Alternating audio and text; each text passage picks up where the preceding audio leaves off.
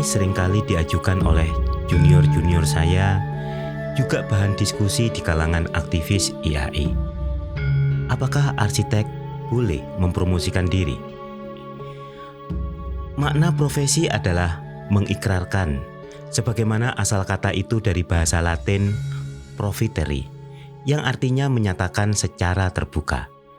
Artinya kita berikrar bahwa kita ahli dalam sebuah bidang keahlian. Berpromosi, mengiklankan diri memang juga memiliki dimensi ikrar juga.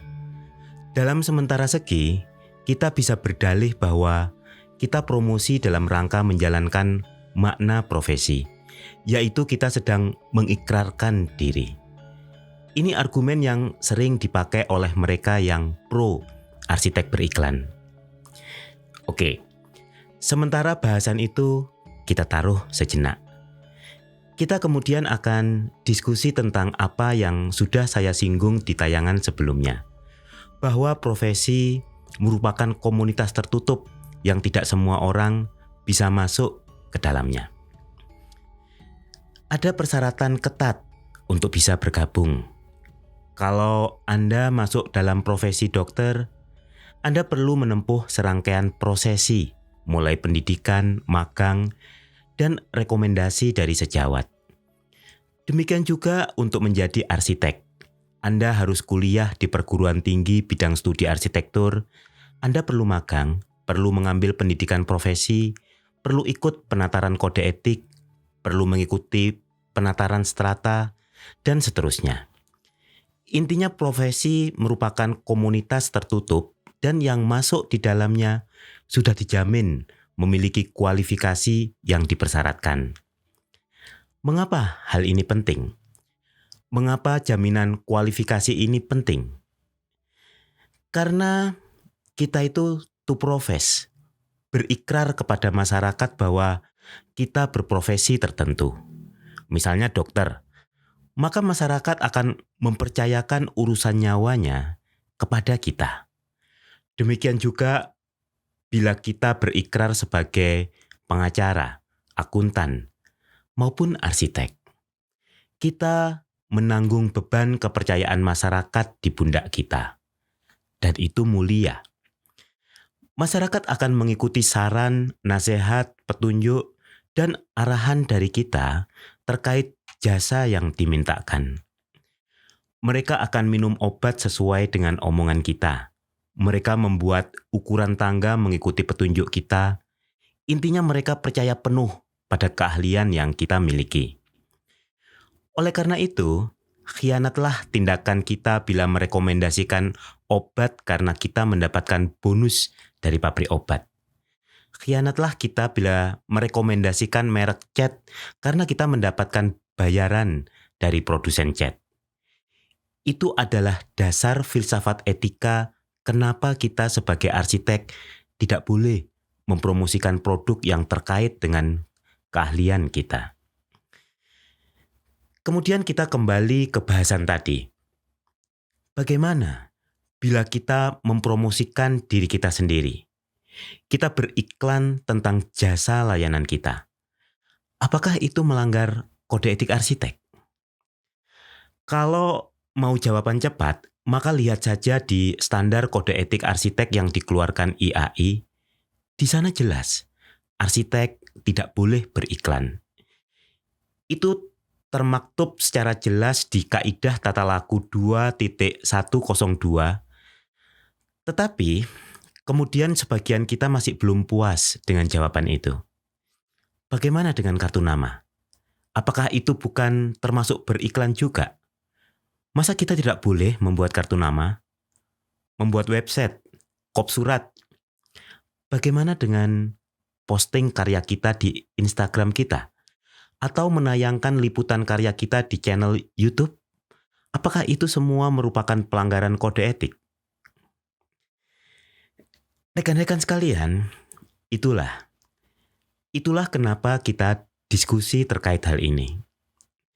Sebagaimana tempo hari di sesi belajar arsitektur, kita sudah bahas tentang etika profesi. Kita di sana membahas bahwa tidak mudah memformulasikan kemuliaan moral manusia dalam narasi singkat butir-butir kode etik. Sebab ini adalah hal yang kompleks dan rumit perumusannya. Pilihan yang lain adalah membuat pedoman yang lebih detail, lebih terinci, agar segala perilaku etis ini lebih jelas tuntunannya. Itu seperti yang ditempuh oleh rekan-rekan kita dari profesi yang lain, bahkan mereka mengatur secara detail cara membuat papan nama. Ukurannya berapa, ditaruhnya tidak boleh lebih dari 100 meter dari tempat praktek, warna papan diatur, warna huruf, ukuran huruf, semua diatur secara terperinci. Hal seperti itu juga bisa kita tempuh. Tapi percayalah bahwa hal itu tidak akan pernah cukup. Nanti akan muncul dilema-dilema baru dari upaya meliuk-liuk di antara butir kode etik yang ada. Misalnya begini. Arsitek tidak boleh beriklan, tetapi kalau membuat kartu nama tidak apa-apa. Karena itu bagian dari to profess, berikrar tentang profesi arsitek yang dijalani. Kemudian, apa sih bedanya beriklan dengan berikrar? Berikrar, memberi informasi itu diperlukan agar masyarakat tahu kemana mencari arsitek. Sedangkan beriklan itu adalah bagian dari bisnis. Nature-nya adalah memberi jasa pelayanan. Sedangkan nature-nya bisnis adalah mendapatkan laba, keuntungan. Dalam menjalankan usahanya, pebisnis dihadapkan pada persaingan. Oleh karena itu mereka melakukan promosi, beriklan, agar usahanya tidak gulung tikar. Mereka berusaha meyakinkan masyarakat bahwa produknya lebih baik dari pesaing lainnya. Berusaha agar masyarakat memilih produk itu. Kalau kita di arsitek, di profesi, berbeda. Arsitek yang satu dengan arsitek yang lain secara filosofi memiliki kemampuan yang sama. Pada dasarnya memiliki standar kompetensi yang sama. Tidak boleh menimbulkan kesan bahwa yang satu lebih unggul dari yang lain. Tidak elok mengklaim bahwa kemampuannya lebih baik dari sejawatnya. Maka dia tidak boleh berpromosi bahwa dia arsitek terbaik di Indonesia misalnya. Tidak dapat dipungkiri bahwa dalam kenyataannya ada satu arsitek yang terkenal karena membangun gedung yang menjadi kebanggaan bangsa misalnya. Ada arsitek lain yang memperoleh penghargaan di mancanegara. Ada lainnya lagi yang banyak memenangkan sayembara. Tapi itu semua tidak boleh dia gunakan untuk memenangkan persaingan dengan sejawatnya. Walau itu memang benar adanya. Dia tidak bohong bila mengklaim informasi tersebut. Dia tidak melebih-lebihkan. Kenyataannya dia memang memenangkan penghargaan. Tapi di dalam dunia profesi, menyatakan kelebihan diri yang demikian adalah beriklan. Dan itu tidak etis. Itulah bedanya antara profes berikrar dengan beriklan.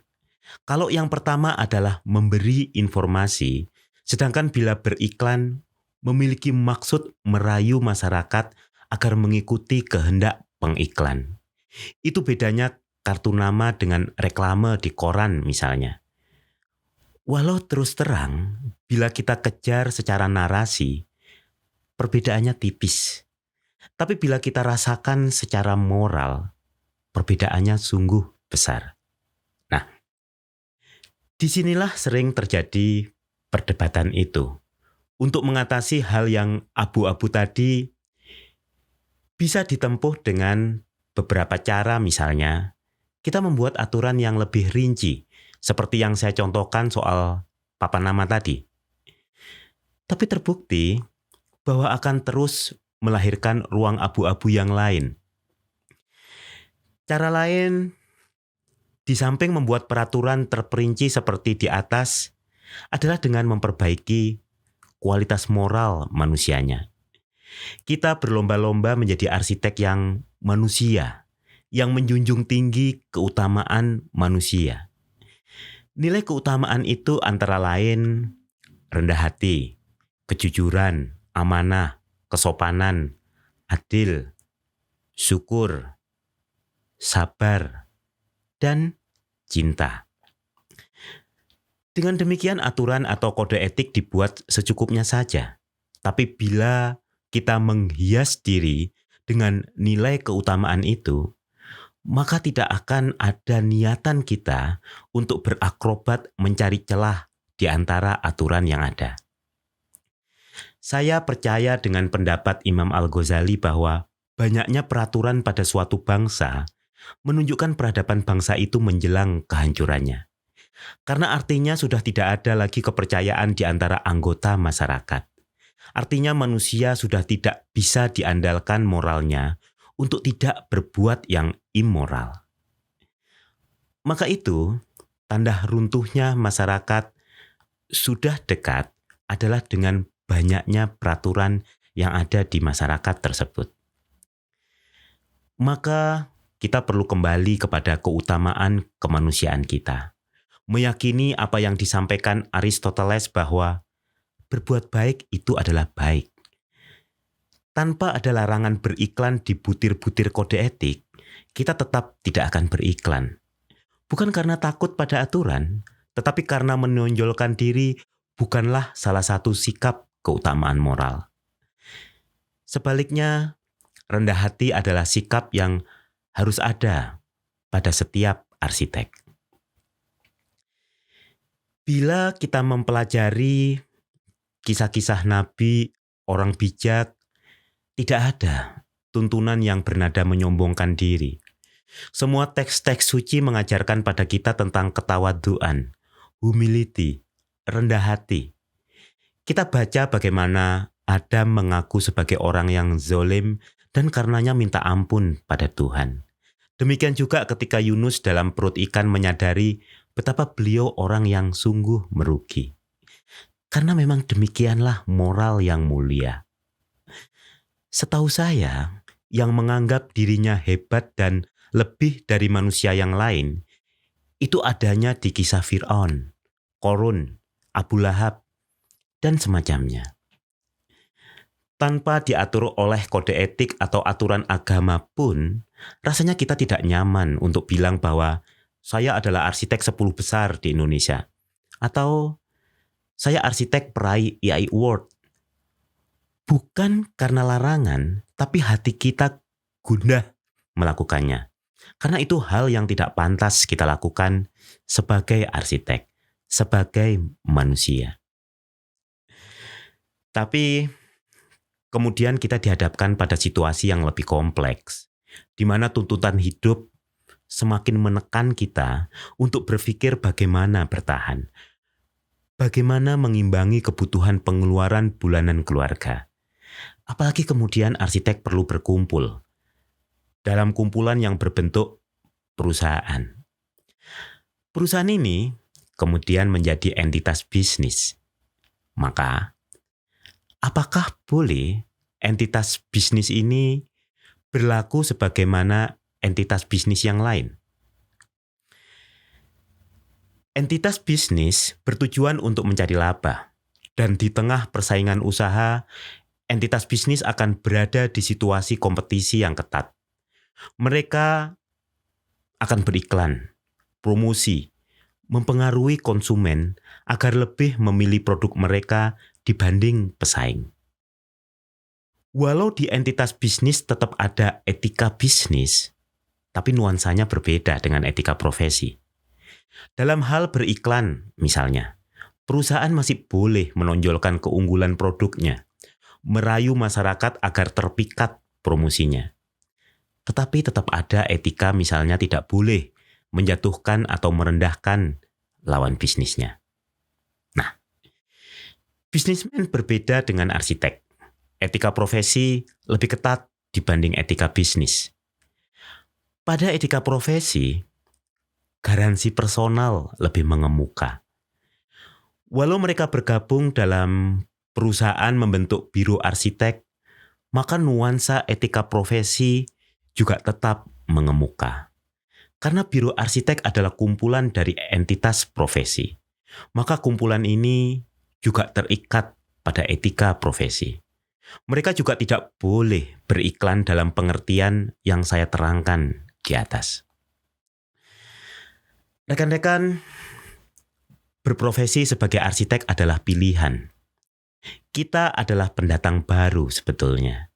Profesi ini sudah ada sebelum kita bergabung di dalamnya. Ketika seseorang memilih jalur profesi, mestinya sudah sadar jalan yang akan dia tempuh. Dunia profesi adalah dunia pengabdian, bukan ladang mencari kekayaan. Bila yang terakhir yang diimpikan, jalur terbaiknya adalah menjadi saudagar. Kita perlu khawatir bahwa jangan-jangan upaya kita berpromosi secara berlebihan merupakan bentuk ketidakpercayaan kita kepada kemampuan Tuhan membagikan rezeki. Oke lah, barangkali kemudian kita akan berargumentasi bahwa itu adalah bagian dari ikhtiar yang kita jalankan untuk mencari nafkah. Boleh saja. Tapi kembali kita harus bertanya pada diri kita sendiri. Benarkah demikian? Profesi adalah peran yang mulia. Dulu, aktivitas ini diemban oleh tabib, dukun, pendeta, dan pemuka agama. Mereka menjadi dokter sekaligus arsitek, menjadi tabib sekaligus kepala tukang batu. Mereka tidak menjadikan kaya sebagai motivasi utama hidupnya, karena mereka adalah orang yang sudah selesai dengan dirinya sendiri. Coba Anda bayangkan bagaimana bila di hari-hari ini ada kiai atau pendeta yang berpromosi, beriklan. Kurang lebih demikian juga peran arsitek atau dokter semestinya. Tapi arsitek tetap bisa kaya karena satu dan lain hal. Tetapi itu bukan yang diusahakannya. Itu hanyalah dampak dari ikhtiar dan kemudian Tuhan menakdirkan demikian. Pada jalur profesi yang kita jaga adalah kepercayaan yang diembankan kepada kita. Kepentingan klien atau pasien menjadi pertimbangan utama, bahkan kadang di atas kepentingan sendiri. Contoh ekstrimnya, misalnya Anda berprofesi sebagai dokter, sedang asik menonton bioskop. Sedang seru, tiba-tiba ada pengumuman bahwa seseorang di luar terkena serangan jantung dan ditanya adakah dokter di antara penonton yang bisa bantu. Maka kepentingan pribadi Anda, yaitu menikmati film, harus dikorbankan. Ada kepentingan pasien, nyawa manusia yang perlu diprioritaskan. Itulah jalan profesi. Demikian juga di arsitek bila Anda memilih jalan itu. Latar belakang yang saya uraikan dari awal sampai akhir tadi itu yang melandasi mengapa arsitek tidak pantas berpromosi. Kita adalah golongan khusus yang mengemban kepercayaan masyarakat. Maka sifat keutamaan manusia harus lebih mengemuka dibanding kepentingan usaha. Dan itu sangat terhormat. Dan itu sangat mulia. Akhirnya rekan-rekan, kita sudah memilih jalan profesi ini. Itulah dharma kita di dunia. Sebagaimana saudagar bisa mencapai Tuhan dengan kekayaannya, kita arsitek juga semoga bisa mencapai Tuhan dengan jasa layanan kita. Sampai bertemu di hadapannya nanti. Jangan sampai titip absen.